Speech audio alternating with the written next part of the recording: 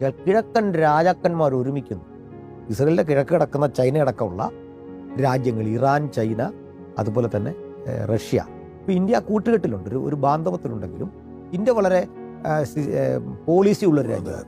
നമ്മളാരെയും വെറുതെ ആക്രമിക്കാനോ ഒരാളെ ആക്രമിച്ചെന്തെങ്കിലും മുതൽ കൈപ്പറ്റാനോ പോകാത്തൊരു പോളിസി ഏത് ഭരണാധികാരി വന്നാലും ഉണ്ട്. കാരണം ദൈവമാണല്ലോ നമ്മുടെ ഭരണാധികാരികളെ ആക്കുന്നല്ലേ, ആര് വന്നാലും ദൈവമാക്കുന്നത്.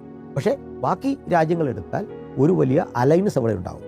ഈ അലയൻസ് ശക്തിപ്പെട്ടിട്ട് ഇവർക്കെതിരെ യുദ്ധം നടക്കുന്ന ഒരു ഘട്ടത്തിൽ എസെക്കിയേൽ 38 വായിക്കുമ്പോൾ, ശെബയും ദദാനും തർശീസ് വർത്തകന്മാരും നിന്നോട് നീ കൊള്ളയിടാനോ വന്നത്. അപ്പോൾ ബ്രിട്ടൻ അടക്കമുള്ള രാഷ്ട്രങ്ങൾ ഒന്ന് അവലപിച്ച് നിർത്താനേ പറ്റുള്ളൂ. അതിനപ്പുറത്തേക്ക് ഇടപാടില്ലാതെ വരും. ഇപ്പോൾ ഇസ്രയേൽ അങ്ങനെ ചില മുൻതൂക്കമൊക്കെ ഉണ്ടാക്കും. നമ്മൾ എത്ര വിമർശിച്ചാലും അതൊരു ദൈവിക വാഗ്ദത്തം പണ്ടേ ഉള്ള ഒരു രാഷ്ട്രം തന്നെയാണ്.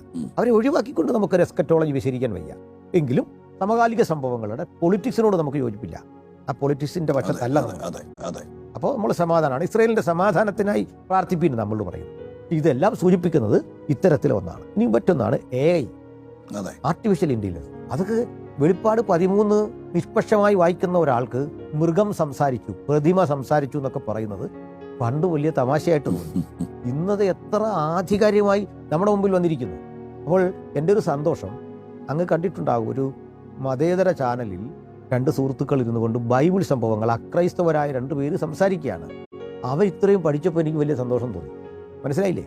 അത്തരത്തിൽ ലോകം ചർച്ച ചെയ്യുന്ന വേറെ എന്ത് ആധ്യാത്മിക ഗ്രന്ഥമുണ്ട്?